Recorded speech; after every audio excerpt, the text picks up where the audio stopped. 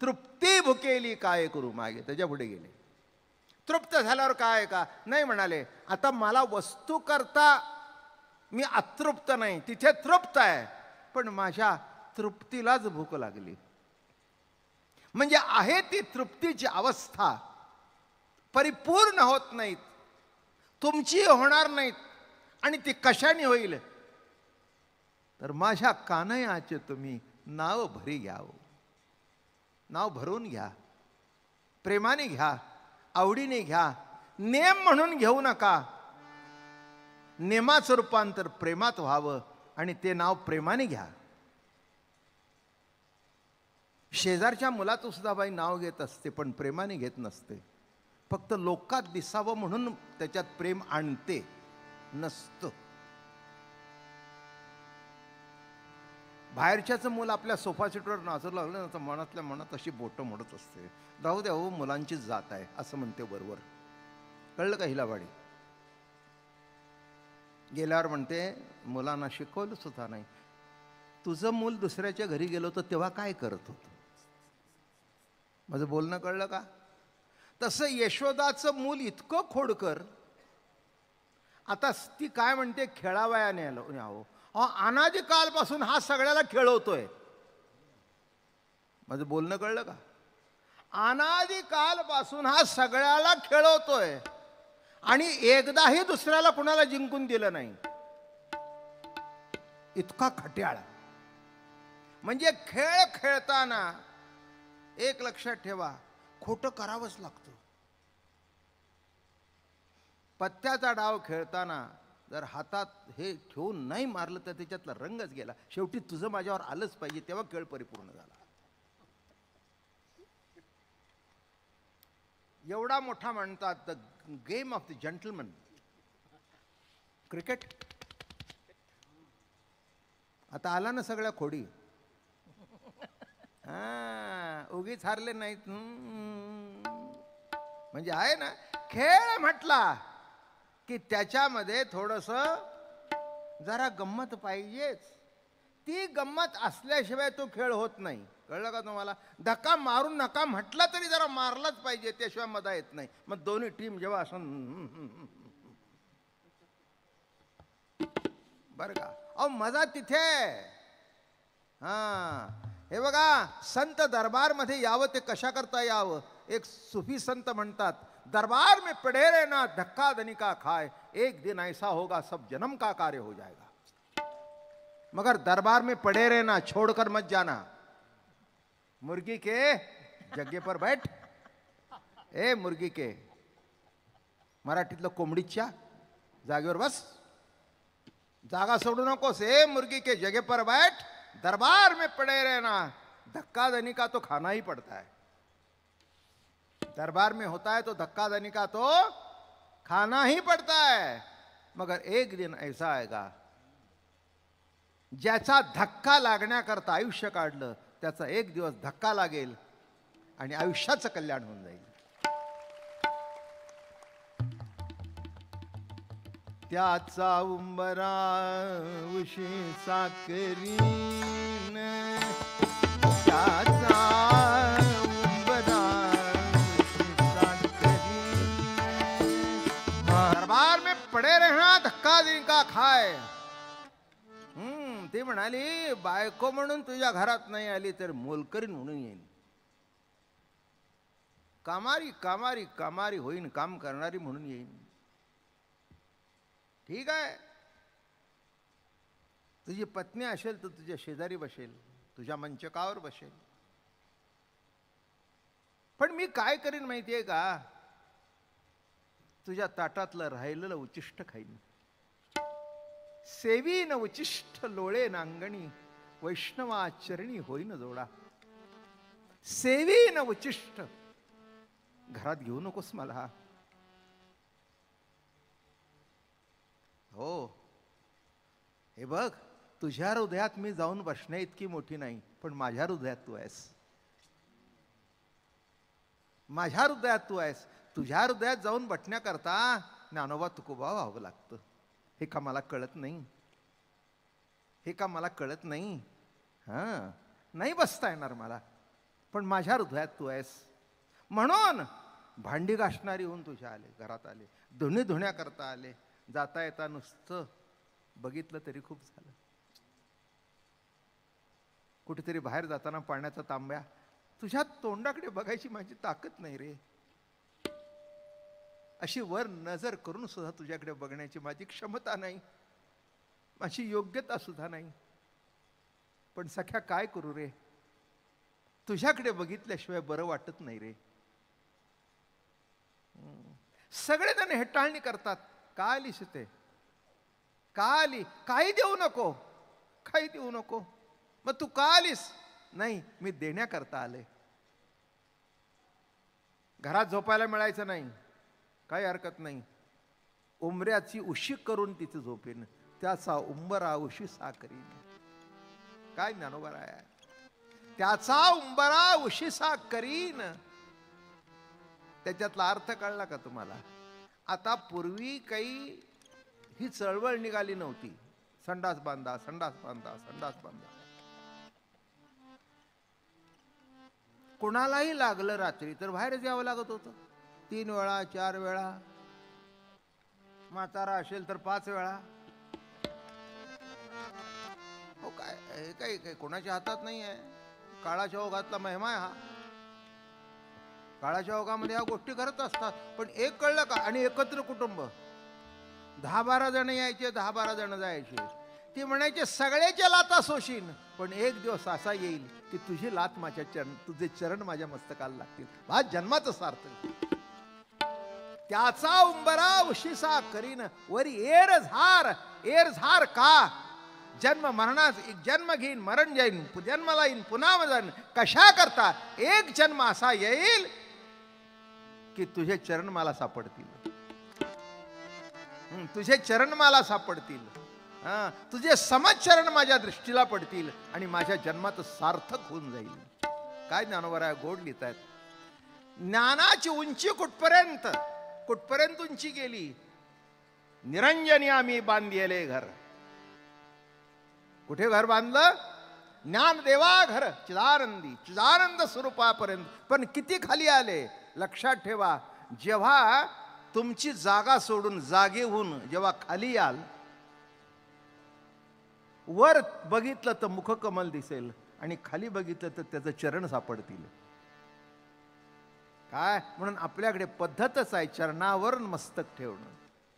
पांडुरंगाचं वर्णन जसं वरचं केलंय तसं महाराज म्हणतात, समचरण दृष्टी विठेवरी साजिरी. समचरण दृष्टी विठेवरी, समचरण दृष्टी विठेवरी साजिरी. समचरण दृष्टी तेथे माझी हरी वृत्ती राहो. तेथे माझी हरी वृत्ती राहो. तेथे माझी हरी वृत्ती राहो. कुठे दृष्टी राहो? बघा, इतर अवतारामध्ये उभं राहणं समत्वाचं नाही आहे. राम अवतारामध्ये समत्वाचं नाही. कृष्ण अवतारामध्ये देहुडा चरण आहे. फक्त पांडुरंगाच्या अवतारात समचरण आहेत. चरण कसे आहेत दोन्ही? म्हणून तुकाराम महाराज म्हणतात, माझी दृष्टी कुठे राहो? समचरण दृष्टी विटेवरी साजिरी, आणि तेथे माझी हरी वृत्ती राहो. म्हणून माऊली रूपी यशोदा, काय म्हटलं मी? माऊली रूपी यशोदा म्हणतात, माझ्या कानयाचे तुम्ही नाव फरी घ्याव. हो, ऐकलं का? आता माऊली म्हणतात दुसरं काही करू नका, मी सगळ्या तीर्थयात्रा करून आलो.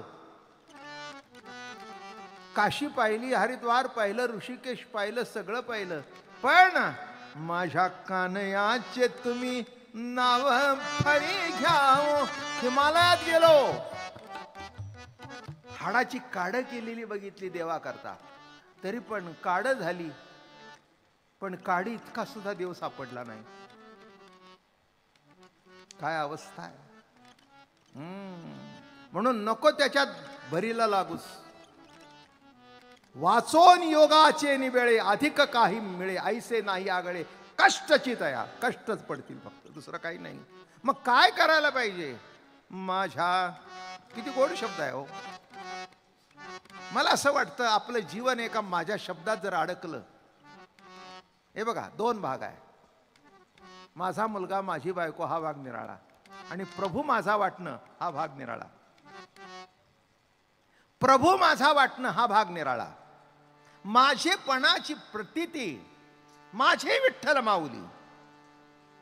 देव परंपरेने पुजतो, माझा वाटून पुजत नाही. काही काही ना तर घरातून टाकून देता येत नाहीत म्हणून पुजतात. याच्यात बिलकुल अतिशोक्ती नाही आहे, वास्तव्याचं वर्णन आहे. काही काय ना देवाची पूजा करायला वेळ नसतो, त्यांना आवडतही नाही. काय, अनेकांच्या घरात ते टाक असतात जुने, प्रत्येकाच्या लग्नामध्ये ते उजळायचे असतात. नाव चांगलं आहे त्याचं, टाक.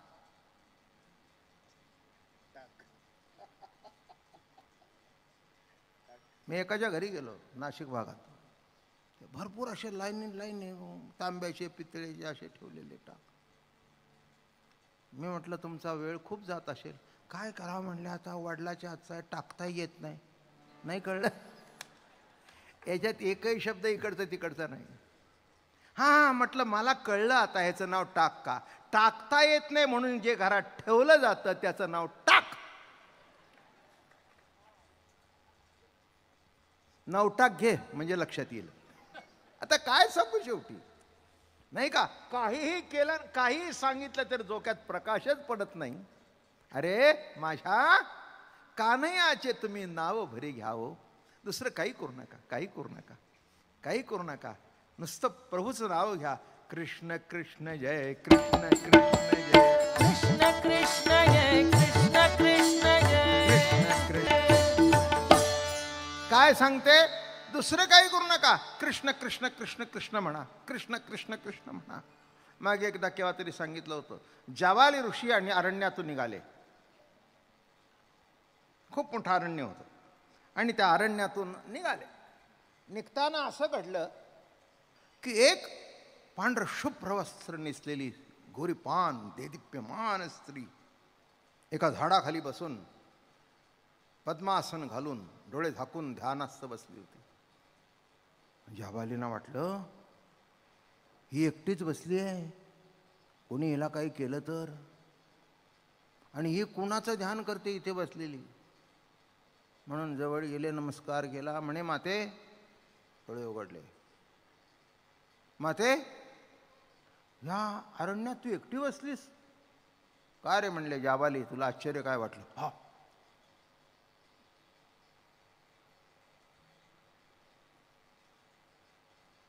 आई तुम्हाला कसं ओळखलंस. अरे म्हणले तुला नाही ओळखणार तर कसं ओळखणार. अरे तू जिच्या मागे लागलास ती आहे मी. तू जिच्या मागे लागलास ती मी आहे. कोण तू. ब्रह्मविद्या. ज्या ब्रह्मविद्येच्या मागे लागलास. अरे म्हणले, अजून लोळण घेतले. म्हणले आमचं चुकलं, तुझ्या मागे लागलो, तर तू इथे एकटी काय करतेस. ते म्हणले मी ब्रह्मविद्या असून सुद्धा मला समाधान नाही, म्हणून एकांतामध्ये कृष्ण प्रभूचं चिंतन करण्याकरता आले.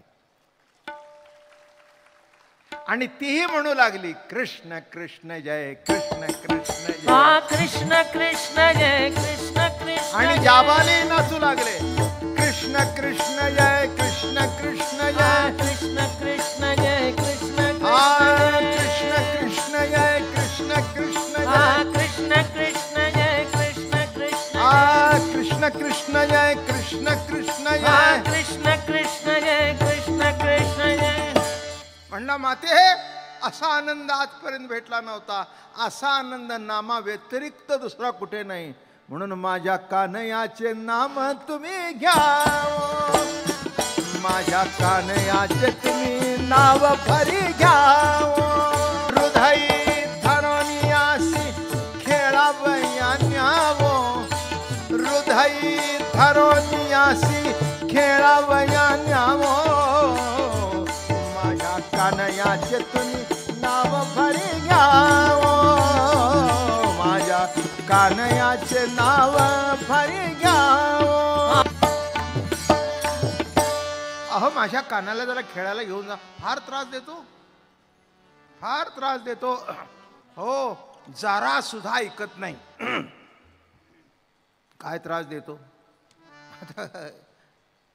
अहो तुम्हाला ऐकायला लावतो तो तुमचं कशाला ऐकेल? काय येड्याचा बाजार आहे सगळा. आई होऊन सुद्धा कळत नाही, त्याच्याकरता संत भेटावे लागतात. आणि एक सांगू का, यशोदाला तर देव असं वाटला असतं तर कृष्णलीला संपली असती. तिला वाटत होता हे अज्ञानी बाळक आहे, हे ते बाळ वाटण्यातच कृष्णलीला आहे. माझं बोलणं कळलं का? लीला कशात आहे थोडक्यात सांगतो. हा अभंगाच्या दृष्टिकोनातून जे आता संबंध भगवंताचं वर्णन चालू आहे, त्याच्या नामाचं वर्णन चालू आहे, त्याच्या अनुषंगाने मला असं वाटलं हा अभंग म्हणावा. चाल त्याची गोड आहे. मागे एकदा केव्हा तरी मुंबईला घेतला होता 15-20 वर्षापूर्वी, तेव्हा सुद्धा माऊलीच्या अभंगावर गायलं होतं. म्हटलं आज चला हा घेऊया, पुणेकरांना आनंद देऊया ना आपण पण घेऊया. काय हे काय सांगतायत कळलं का? याला खेळायला घेऊन जा. ज्ञानोबाराय म्हणले चला चला आता तुमचा खेळ कुठे मांडू? खेळ मांडियेला वाळवंटी खाई, खेळ मांडियेला वाळवंटी खाई. खेळ मांडियेला वाळवंटी खाई, खेळ मांडियेला वाळवंटी खाई. खेळ मांडियेला वाळवंटी खाई, खेळ मांडियेला वाळवंटी खाई.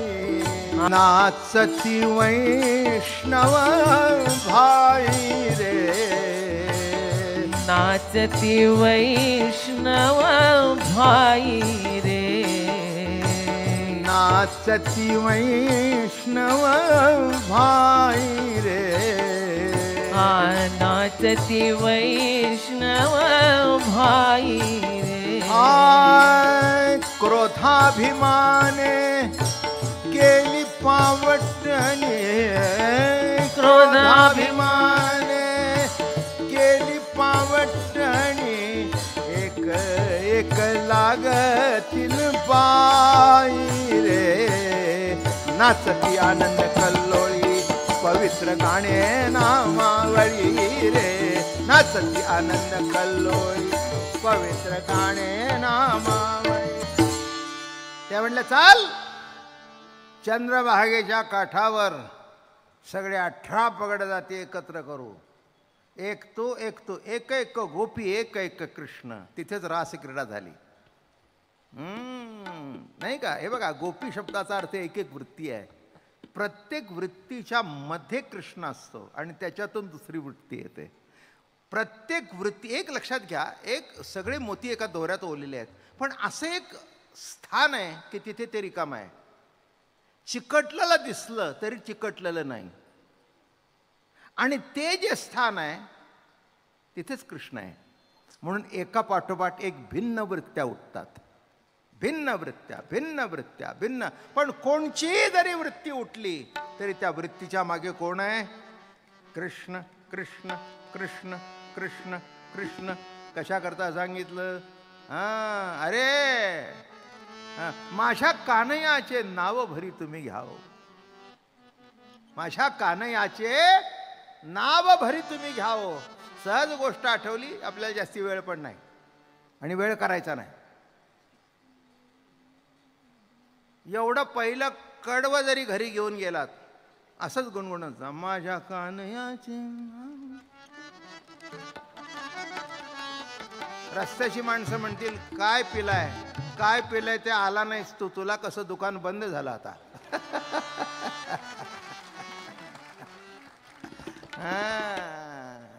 कान्हयाचं नाव इतकं गोड आहे, इतकं गोड आहे, इतकं गोड आहे. अरे कान्हा काय तुझं गोड. एक लक्षात घ्या, पण ते कोणाच्याही मुखातून घेऊन जमत नाही, संतांच्या मुखातून ते घ्यावं लागतं.